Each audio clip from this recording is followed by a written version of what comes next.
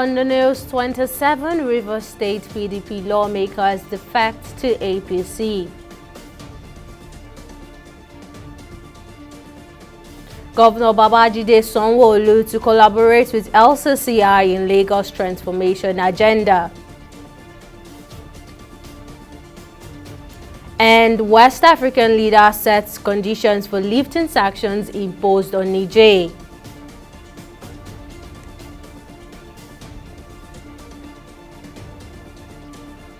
It's glad to have you join us in News Now on TV 360 Nigeria. I'm Tamilore Akinkwoliye.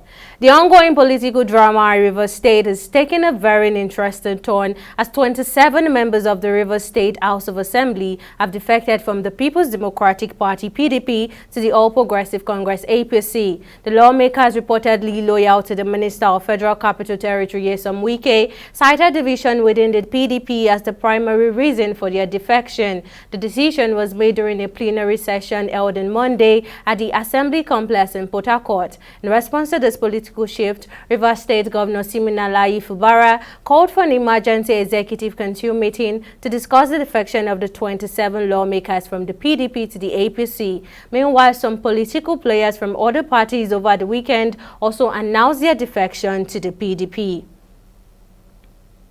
Now joining me to discuss this further is PDP chieftain Diron Odeyemi. Thank you for joining us. Now, in a 32-member house, 27 is a majority. Should this not worry the governor over a prospective impeachment? Thank you very much for having me. I want to say that it is not only the governor that should be worried. It is the entire political party called PDP. And it's very unfortunate that we find ourselves in this kind of a situation. Not even 27, even if you lose just one member, it has a meaning and it has implication.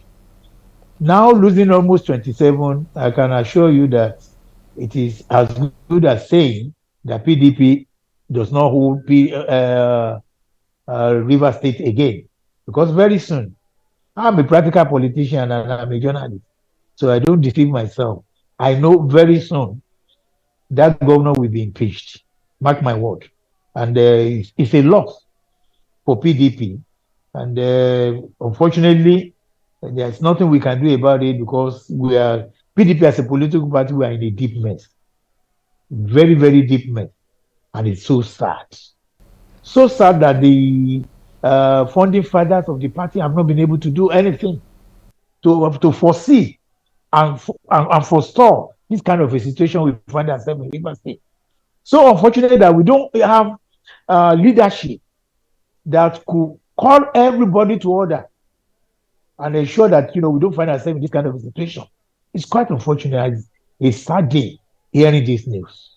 All right, so now do you think this move would also lead to the defection of the governor to APC? I don't foresee the governor leaving the PDP for APC because if you look at the scenario and if you look at the previous issues that has happened, you will know that the whole defection is the essence of having the governor removed. The whole defection is in support of Wike, and we know that Wike and Fubara have parted ways for whatever reason. But what I'm saying is that the party as a whole should have stepped in and ensure that they sort out or settle whatever is the misunderstanding between Governor Wike and the Fubara. So it's a dangerous thing. It's a very dangerous phenomenon. And whether we like it or not, just like I'm predicting, I don't see the governor joining the APC. He's going to stay put in PDP. But with 27 members defecting to APC, I don't see him surviving the crisis. All right, so you've been saying the PDP should intervene in situations like this. Now, how can political stability be achieved in a situation like this if the PDP comes in place? You see, I expected the PDP, after losing the election, how many months ago now, I expected the PDP to have set up a review committee, to have set up a true and genuine reconciliation committee, whereby whatever is the issue between them, Wike, and the Rivers governor and whoever is settled amicably. But it's like nobody is doing anything. Nobody is doing anything. So it's like they are all working towards killing the political party. No reconciliation. Because whatever it is we are seeing now is the aftermath of the presidential primary election we had in PDP that excluded Wike. And it is the situation whereby Wike made some demands which the PDP refused to meet. And up to now, we are still suffering it. There has not been any genuine reconciliation. So it continues. It's a continuation of the crisis we found ourselves pre the presidential election. And it continues. And that's why I said the founding fathers of the PDP, the BOT, and even the President National Executive Council, I don't see them working towards peace. I don't see them. If they are taking steps to ensure that they sit down among themselves, reconcile, talk among themselves, we won't be in this situation. All right, PDP So Chieftain Duron Odeyemi, thank you so much for joining us. Moving on to other stories, restoring political stability in the West African region was at the core of the discourse at the 64th Ordinary Session of the Economic Community of West African States, ECOWAS, which was held in Abuja. During the summit, President Omar Toure of the ECOWAS Commission revealed that a committee comprising representatives from Benin, Togo, and Sierra Leone would engage with the leadership of Niger's CNSP regime to discuss the progress towards a short transition and the conditions for lifting sanctions imposed on Niger. This next report has more details. Formed in the 20th century to promote multi-dimensional cooperation that will bring peace and sustainable development in sub-Saharan Africa, Chairman of the Economic Community of West African States, ECOWAS, President Bola Tinubu, has emphasized the critical need for leaders in the region to prioritize good governance. Let me also underscore the need for us as leaders to prioritize good governance for our people, as it serves as a catalyst for socio-economic transformation and development. The delivery of good governance is not just a fundamental commitment, it's also an avenue to address the concerns of our citizens. Acknowledging decisions taken by West African leaders to strengthen democratic achievement, President Tinubu says the Commission has outlined specific measures against any member state opting for an unconstitutional change of government. This is why the region, as far back as 2001, recognized democracy as the only form of governance capable of fostering development, inclusiveness, and social well-being of our people. It was on this basis that the West African region became the first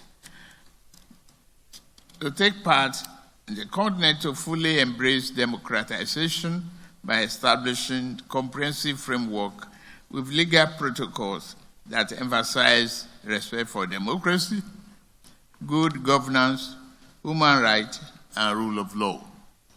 Addressing the coup in Niger, ECOWAS president called for the immediate release of President Bazoum and his family, who has been held captive since the coup, while also setting up a committee for negotiation with Niger CNSP. Based on the outcomes of the engagement by the Committee of Heads of State with the CNSP, the authority will progressively ease the sanctions imposed on Niger.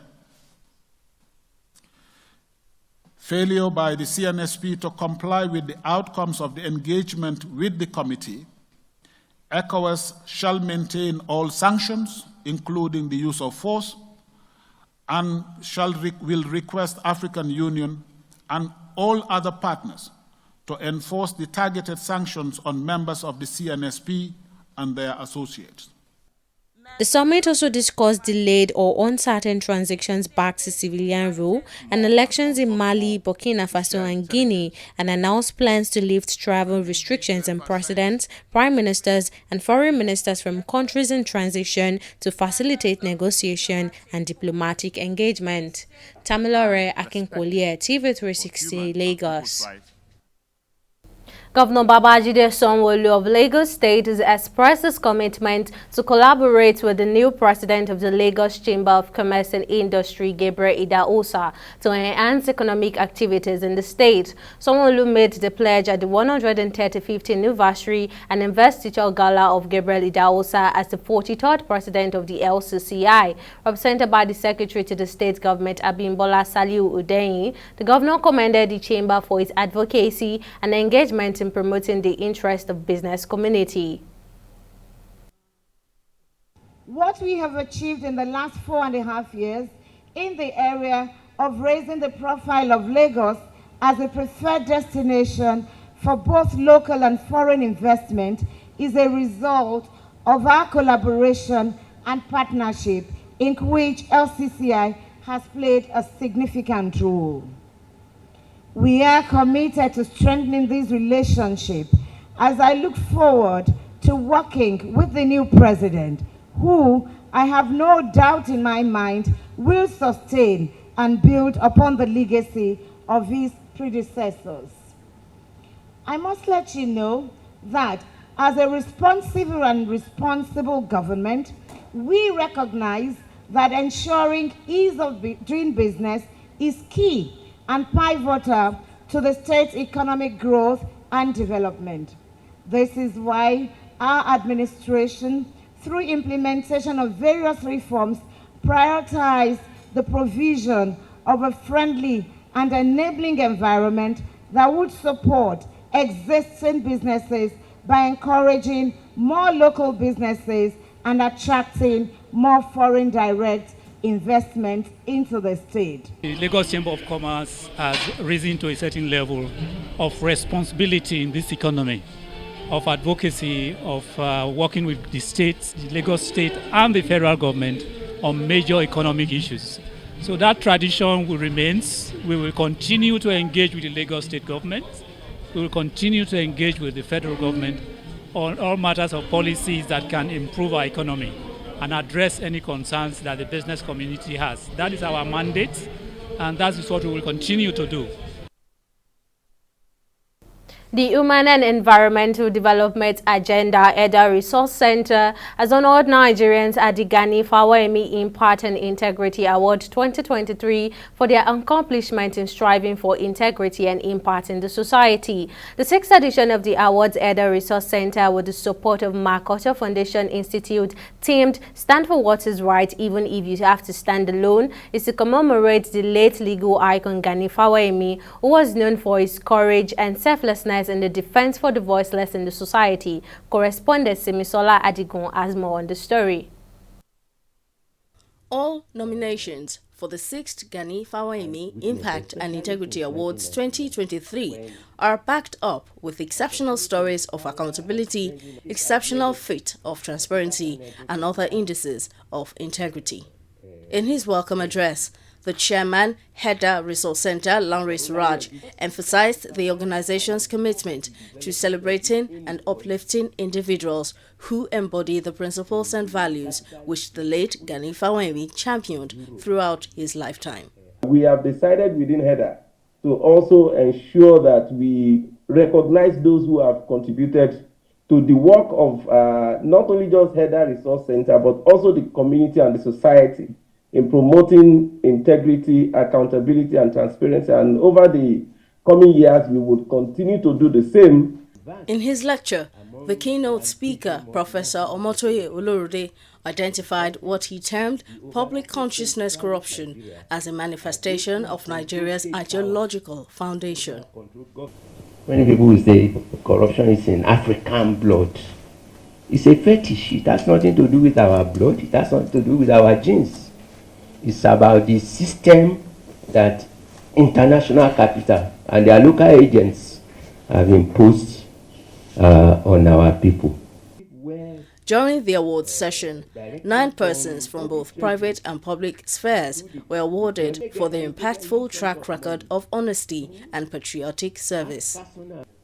Corruption is a part, in fact, inbuilt mechanism for propagating, for consolidating the kind of system that we operate. It's a dog-eat-dog affair. Let us begin to ask questions.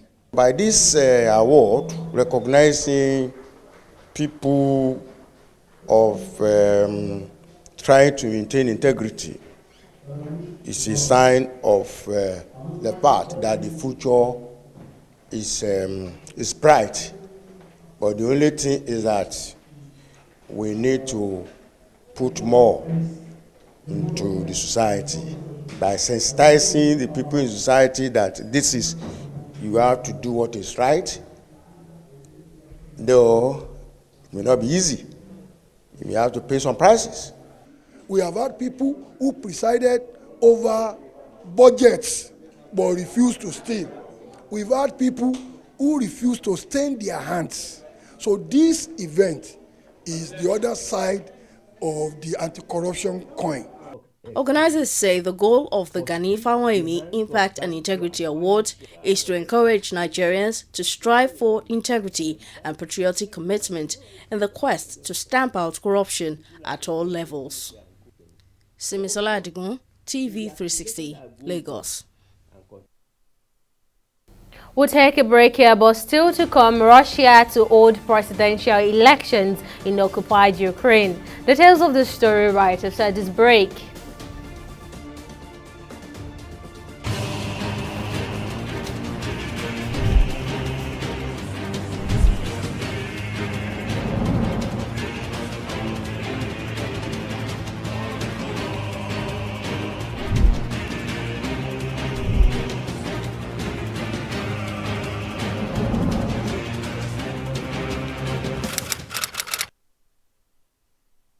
In the last 3 years, we have built a multi-purpose center, which is the envy of all in our constituency. And I can tell you that the people who are living there are already enjoying it.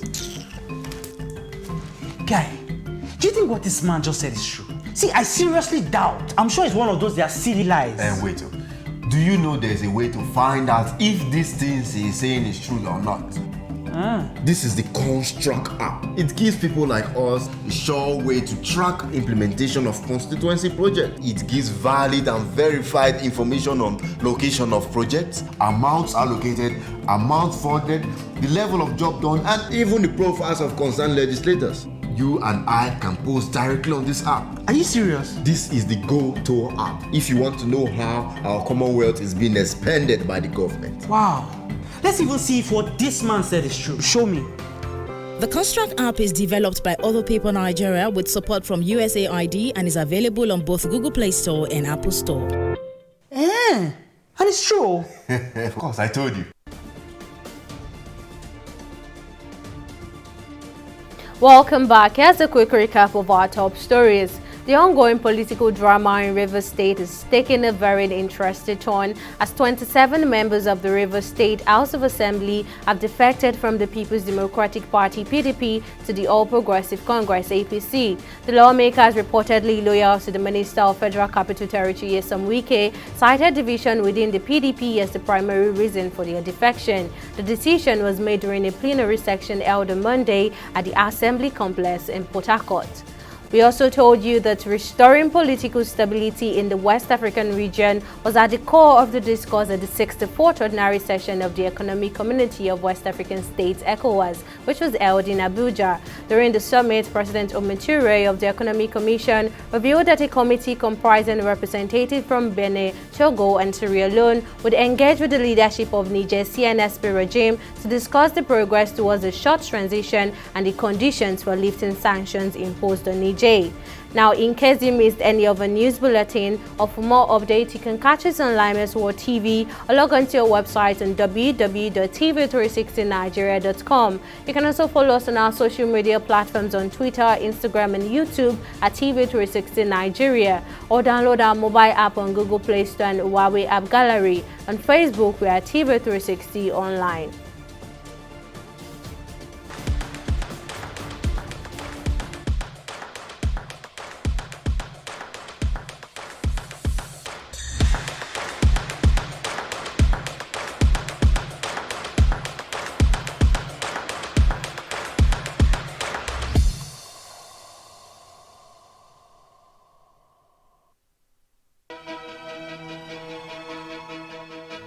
Opinions are free, facts are sacred, but truth is universal.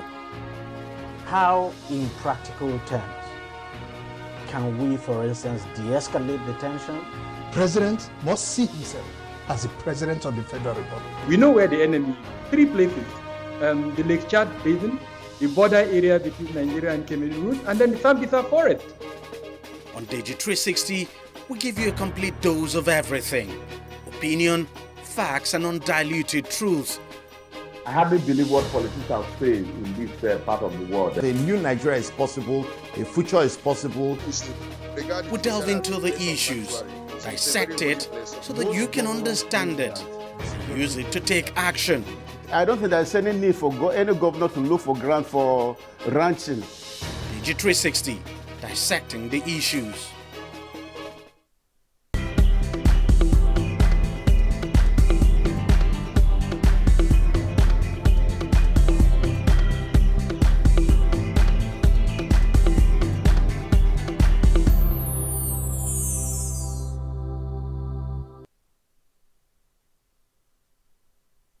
It's time for business news. Let's now join Simisola Adigun for the latest. Over to you, Simi. Thank you very much, Tamilare. Welcome to Business News. The Catholic Men's Organization had its 4th quarterly breakfast business forum at the Catholic Church of the Resurrection in Lagos to educate retirees and potential entrepreneurs on how to manage their enterprises in the challenging economic climate. Olabisi Onabanjo University Pro-Chancellor Tony Ashiru spoke on the politics of petroleum subsidies and its impact on Nigeria's economic environment as the keynote speaker. More details in this report. According to the Central Bank of Nigeria's monthly economic reports for the May 2023, the federal government oil revenue target for May dropped from 804 billion naira to 223 billion naira, representing about 72% reduction in the federal earnings. Nigeria's major source of revenue is making low contribution to the economy, which is affecting the economic outlook. Speaking on the topic, the politics of petroleum subsidy deal with its impact on the business climate in Nigeria. The keynote speaker says the oil cartel has contributed to the country's challenges, criticizing the government for not communicating with the citizen before removing fuel subsidies. Government is not communicating well enough. They must let people understand this. But the cartel, the people, they will not let it happen. People have to be educated on the cost of subsidy. They announced in Abuja, President's speech, that subsidy is removed. Within 1 hour, the cost of petrol went up from 200, I think, to 600. Are you telling me that that product, the man who bought that product at 150, started at 600? You make people billionaire overnight, and government cannot stop that. Stakeholders at the event say the program aims to educate their members on life challenges following the removal of fuel subsidies, which has led to hardship in the country. The idea of the lecture came about so as to educate members. In a Catholic community such as this, you have people of different cadre. You have top-flying executives, colleagues who are just started life. So the idea is to curate all the experience of all members together and share amongst everyone. The fuel subsidy has been removed and a lot of hardships are being experienced. What the professor is telling us is to the buffers. What are the implications? How can you avert some of the issues? And what are the things happening, within the circle, within the Nigerian circle? There has been positive stories from the business forum in the area of empowerment. From this program, they were able to learn some few things. So they've had very positive retirement. You can count not less than about 8 businesses which sprang up from just coming to this program to listen. And those programs have been employing people. Otherwise, they will have, these gentlemen will have gone back to their retirement and do nothing other than just eat their pension. The organizers say the event is held 4 times annually by the Catholic Men's Organization to inspire their members, as some of them are successful retirees, entrepreneurs, and aspiring executives from all walks of life. Sydney Okafor, TV 360, Lagos. We'll take a short break here and return with a review of the stock market.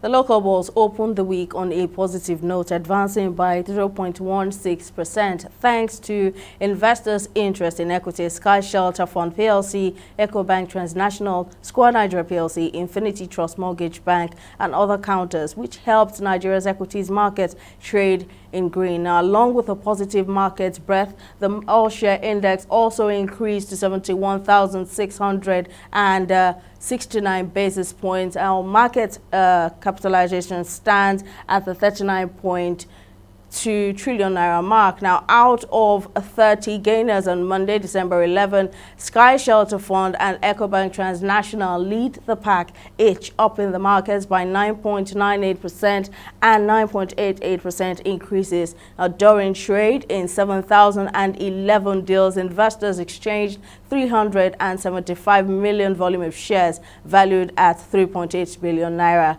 World shares mostly gained on Monday amid vital U.S. inflation data ahead of the Federal Reserve's last meeting of 2023. Now, the Japan's Nikkei and U.S. Dow Jones traded high at 0.22% and 1.50%, but UK's FTSE slipped 1.3%, with mining stocks among the top decliners, tracking a fall in metal prices, while investors await a slew of central bank meetings and economic data due this week. That's all on the business and stock market updates. It's back to you, Tamilore. Thank you, Simisola.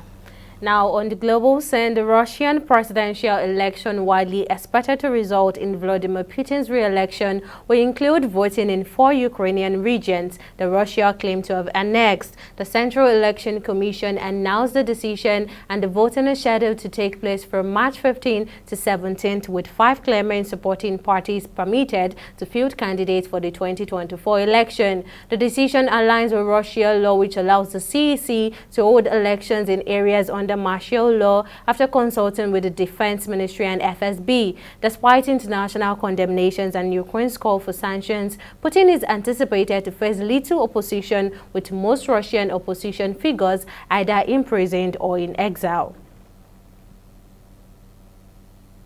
And finally, in sport, former football striker Zlatan Ibrahimovic has taken on new roles as an operating partner at Redbird Capital Partners and a senior advisor to AC Milan's ownership and management. In his role with AC Milan, Ibrahimovic, who previously helped the team secure the Serie A title in 2022, will serve as a senior advisor to the club's ownership, contributing to both sporting and business operations, players' development, and global brand advancement. And that wraps up our bulletin on TV 360 Nigeria. Many thanks for watching. I'm Tamilore Akinkulie. Bye for now.